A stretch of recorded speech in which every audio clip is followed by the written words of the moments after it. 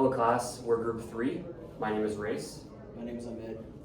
My name is Mackenzie. And I'm Julia. And we'll be going over our cultural analysis of Greece.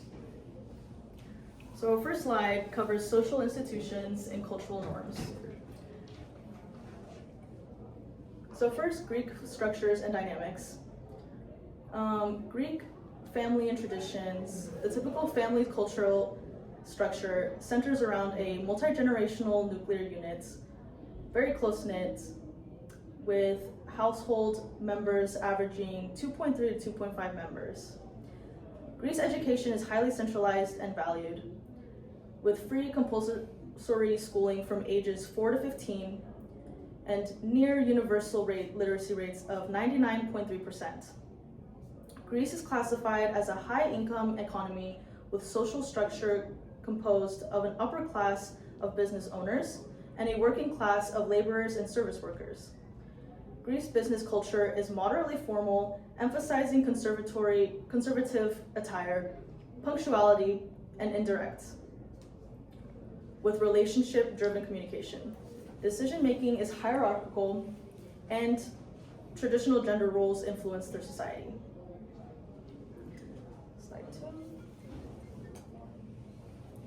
Business culture and consumer behavior.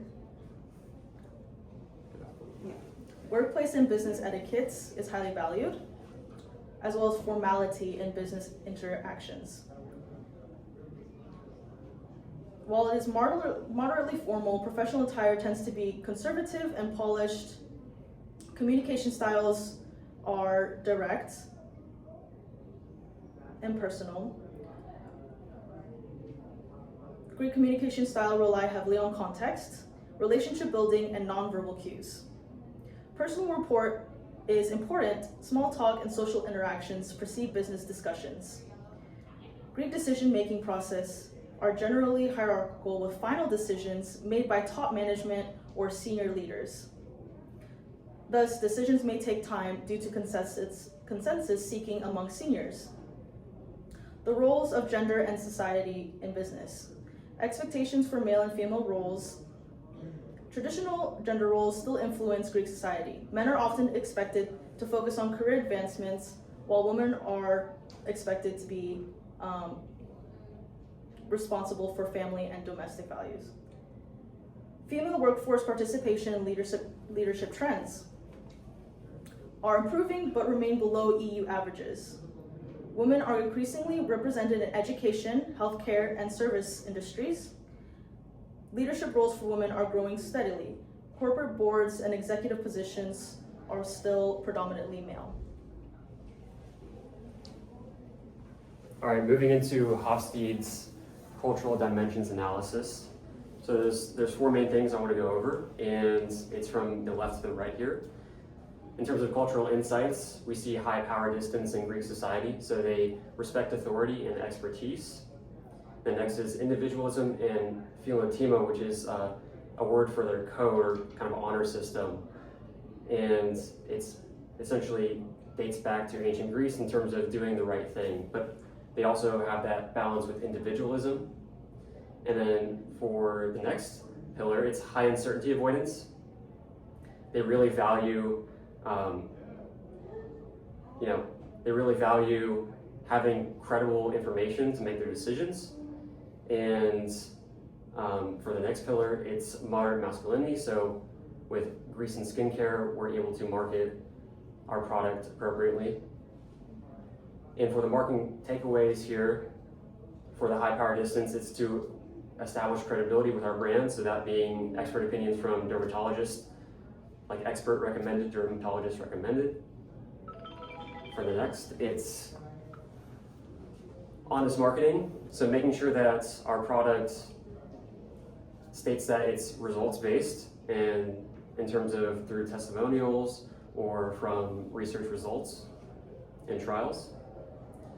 And for the next, to combat high uncertainty avoidance, it's our transparency and building trust with our customers, in that we provide clear and in-depth product information, clearly available both on our website and on our product labeling.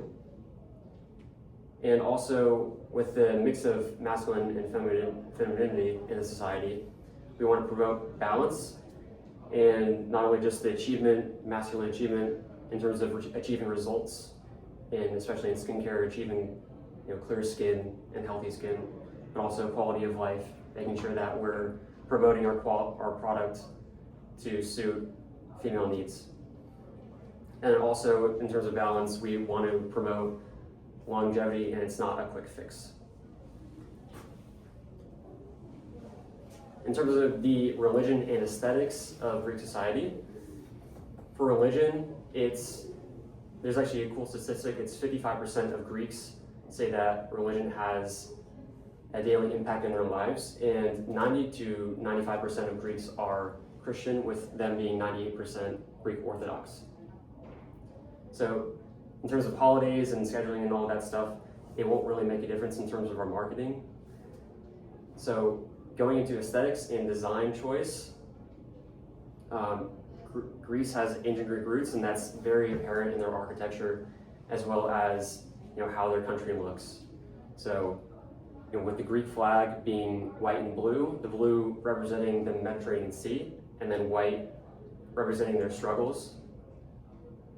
With design and color schemes for our products, it's really about the Mediterranean color palette, which is shown here. So a lot of earthy colors, but as well as a lot of light in terms of the sky and the ocean.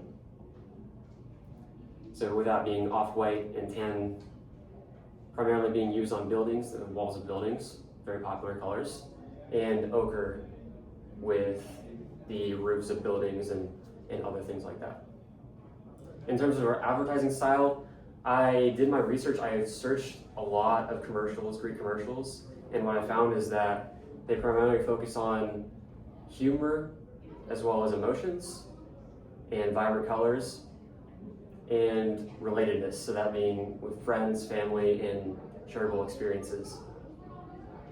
And also music is being used in these commercials, and it's really to set the tone and match the emotion being portrayed in the scene.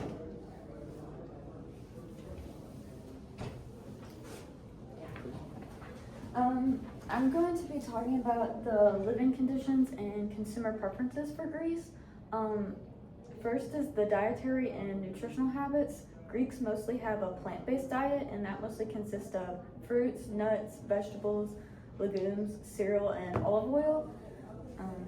And then some popular Greek dishes are Greek coffee, tzatziki, the gyro, and baklava. And food is a physical showing of the Greeks' love and hospitality, and they often eat it together with friends and family. And for housing and lifestyle, like many other countries right now, the Greeks are renting instead of buying their homes, and they mostly have a single family household, but when the older members of the family, they move in and are taken care of by the younger members instead of going to a retirement or nursing home. And for leisure and recreation, some of the popular activities they like to do is football, theaters, bars, cafes, clubs, and cinemas. And they also offer wellness experiences with olive oil massages, seawater therapy, and hot springs. And how the Greeks spend their discretionary income is that they like to look for deals in activities and products and experiences, especially online stuff, because they're smart with their money and want to get the best deals. Language and communication. The official and spoken languages. Greece's official language is Greek, and you use formal Greek when talking with the elderly and in businesses and other professional places. And for informal Greek, you use it with your friends and family. And for our product, we're going to have to probably market it in the Greek language to show that we care about their culture, and we're also going to use Greek SEO terms. And media consumption and digital behavior. 96 of the population use the internet, with 88% using with 88% of the country using social media. YouTube is the most popular platform with 7.4 million accounts. Facebook, and then following that is Facebook with 5 million, Instagram with 4.25 million, and TikTok with 3.84 million. TikTok is the fastest growing social media site in Greece, and some of the most popular platforms for marketing are Facebook, Instagram, and TikTok, and preferred advertising formats are digital/social media and influencer marketing for the Greeks. So the perceptions and attitudes in Greece, they do vary. For instance, they have very positive perceptions of local brands. They're more likely to view Greek brands more favorably than foreign brands. They also have a marketing campaign called Made in Greece that promotes Greek-made products and associates positive feelings with Greek brands and products. However, they do have a very varying perception to foreign brands. It highly depends on price sensitivity and like whether they get the better deal from a foreign brand as opposed to a Greek brand, as well as the quality of the brand. In order for a foreign brand to succeed more in Greece, they must be better than the local Greek brands in terms of the price as well as quality.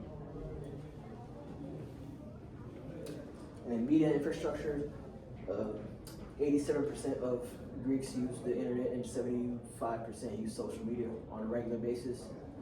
These social media platforms include Facebook, Twitter, TikTok, and the like. Advertising costs, it depends on the medium. For example, TV costs can range close to $600 million in US dollars.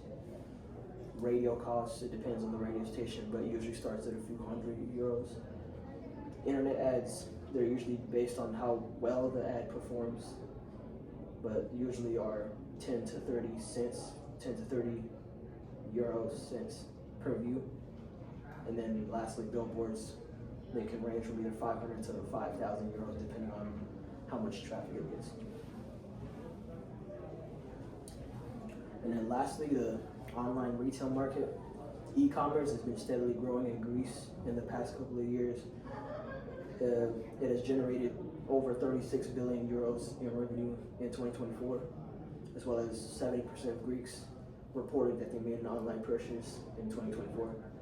Popular sites that people usually do their e-commerce are Temu, Scrouts.gr, Public.gr, eBay, and Amazon. And then digital wallet penetration, 65% of Greeks use like a digital wallet or a credit card or something like Apple Pay to pay for their purchases, whether that be online or physical. And that's it. Okay, that concludes our presentation for our cultural analysis and market analysis of Greece. I hope you learned something from this presentation. I definitely did from researching. I didn't know the term Philotoma, which is the honor system that they use, and that they're really looking for products that are credible, reliable, and have a lot of authority behind them. So with that being said, we appreciate your time and we'll open it to any questions. Thank you.